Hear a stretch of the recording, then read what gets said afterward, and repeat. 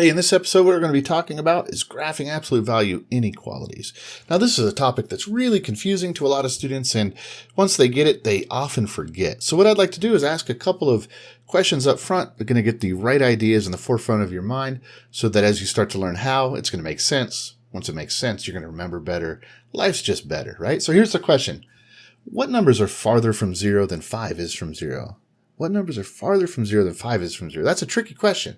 Now, of course, picture good, word bad, right? So let's draw a number line. Let's put a 0 here. Let's put a 5 there. We're talking about a distance farther from 0 than 5 is. So, of course, everything to the right of 5 is farther from 0 than 5 is, right? But what about if the distance was going the other direction? Well, we'd end up at -5 because -5 and 5 are the same distance from 0.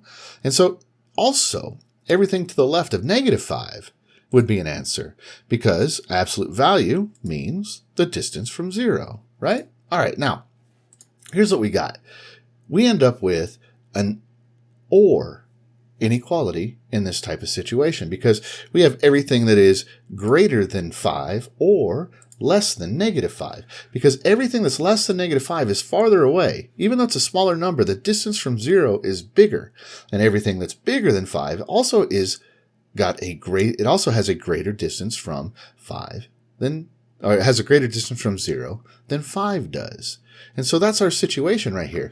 If you're dealing with absolute value inequalities and you end up with a greater than, most of the time it's going to be an OR. Now, of course, you could have some arithmetic to be done where you might have to divide by a negative. That changes everything around, but we'll see how that goes right here. Ready? Now, if you have the other situation, we're talking about a number that's closer to 0 than 5. Well, there's not going to be anything to the right of 5 or to the left of -5. All the numbers that are closer to 0 than 5 is to 0.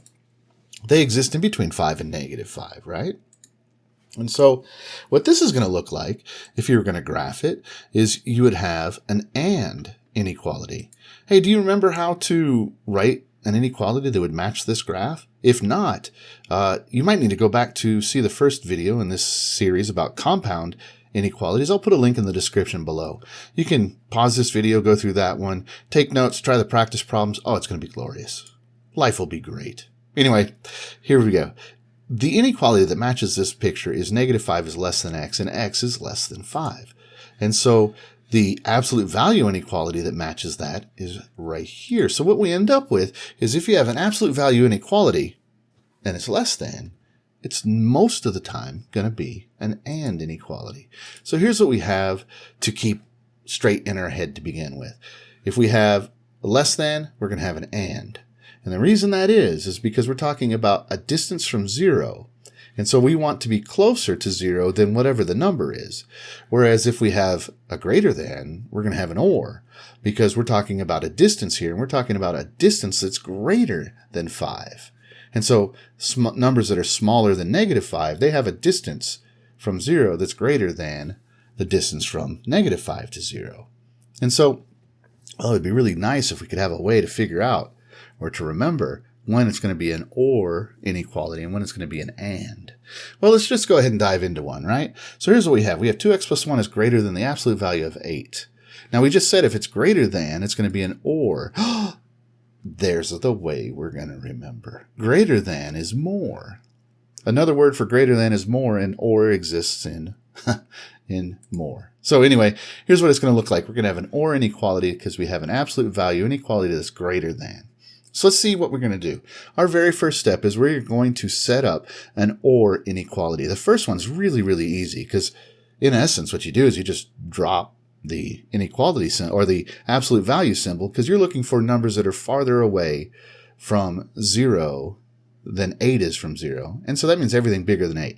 But it also means everything smaller than -8. Because even though those numbers are going to be smaller, the distance from those numbers to 0 is going to be farther. It's going to be greater than the distance from -8 to 0. So what you end up doing, you write one inequality, just like this, drop the absolute value inequality or the absolute value sign. For the other, though, we need the numbers that have a greater distance from 0. And so what we end up doing is we end up writing a negative of this value and switch the sign.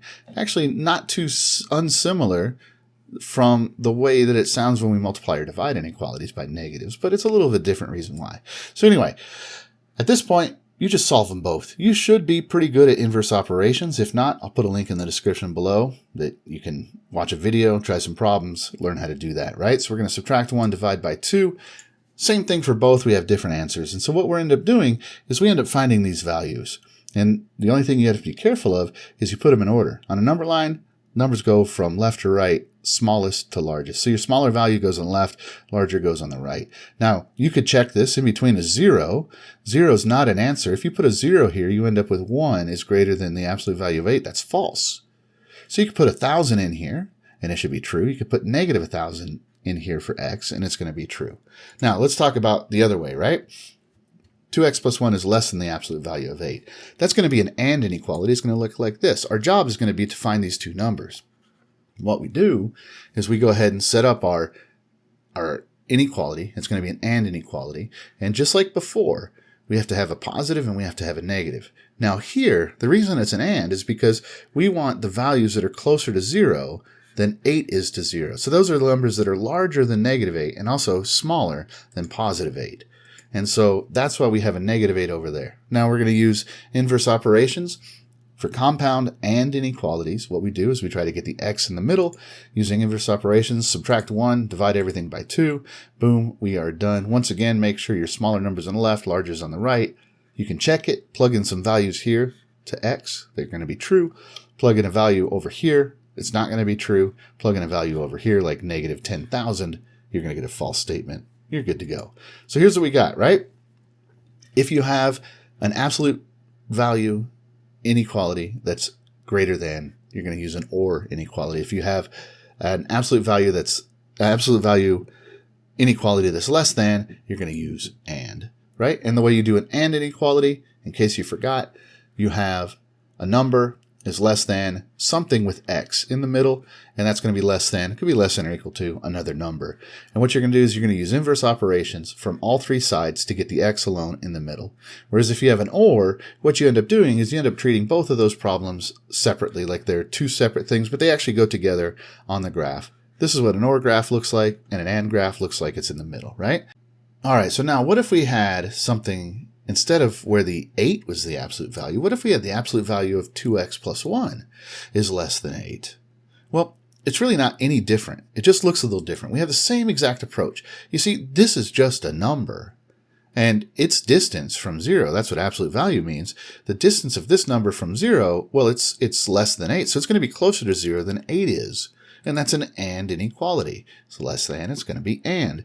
So we go ahead and set up our less than, and we have the exact same problem. It's not any different than the example we just did, and you just add 1 or subtract 1 from all the sides, divide by 2, and you're done. All right, last situation. What if you had something like this? You see, we can't set up our absolute value inequality, or we can't set up our compound inequality because we haven't really figured out what this number is, or how far from 0 it is, because, well, it's minus 2. So we need to treat this absolute value as if it was the unknown we're solving for originally. So what we're going to do is we're going to have to use inverse operations to add 2 to both sides. And then what we end up with is this, 2x plus 1. The absolute value of 2x plus 1 is greater than or equal to 10.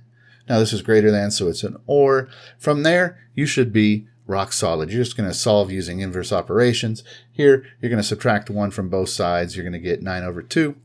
You're going to get x is greater than 9 over 2. You're also going to get x is less than or equal to negative 11 halves. You put those on your number line, and boom, you're done. So the big takeaway is you've got to remember how, but hopefully you also know why. The reason this is an OR is because we're looking for values of x that are farther away from 0 than this number is from 0. And so farther away is a distance. And so to the right, that's greater, and to the left, it's less. And that's why we're going to end up with absolute value, or that's why we're going to end up with a compound inequality that's an OR. Whereas the absolute value of x is less than a, well, that means it's closer to 0 than a, and it means it's going to be in the middle. And so that's going to be an AND. So anyway, I'm going to give you some practice problems that you can try. You don't have to, of course, this is you at home, probably. Anyway, I'll put them up on the board. I'll put them on the screen right here, and you can download these. I'll put a link in the description below. I'd like to ask you, though, if you found this to be helpful, hey, give me a thumbs up. It'll help other people find it that might find this helpful as well. And if you would like to be notified when new videos are published, click subscribe. Why not? It's free. And if you want help on other high school mathematics topics, you can visit my website, thebeardedmathman.com. Hey, thank you once again, and I hope you have a great day.